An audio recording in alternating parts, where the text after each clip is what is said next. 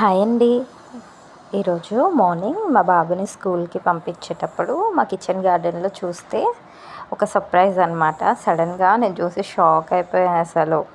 ఇది మా చిన్న కిచెన్ గార్డెన్. ఇది నేను ఆకుకూరల కోసం అని పెట్టుకున్నా. ఇందులో మాకు డైలీ వైట్ శంఖం పూలు పూస్తాయి. ఆ పూలు తెంపి నేను డైలీ మా అత్తమ్మకి పెడతాను అనమాట. మా అత్తమ్మ ఫోటో కూడా వాటర్లో వేసి పెడతాను. అయితే ఫ్లవర్స్ తెంపనీకి అని చెప్పేసి వెళ్ళి చూసి ఫ్లవర్స్ తెంపుతూ ఉంటే సడన్గా డ్రాగన్ ఫ్రూట్ చెట్టు వైపు చూస్తే 2 ఫ్లవర్స్ వచ్చి ఉన్నాయన్నమాట. అయితే నేను డ్రాగన్ ఫ్రూట్ చెట్టు పెట్టి అరౌండ్ 4.5 ఇయర్స్ అవుతుంది. మా అక్క వాళ్ళ ఇంట్లో చిన్న స్టెమ్ తీసుకొచ్చి పెట్టాను. పెడితే దాన్ని నేను గ్రూమింగ్ చేస్తూ ఉన్నా కానీ ఎప్పుడు ఫ్లవర్స్ రాలేదు. ఇంక తీసేద్దాం, ఇది కాయలు కాయదు, అనవసరంగా పెట్టుకున్నా అనేసి అట్లా ఫీల్ అవుతూ ఉన్నా. బట్ ఈరోజు మార్నింగ్ చూసే వరకు 2 ఫ్లవర్స్ వచ్చి ఉన్నాయన్నమాట.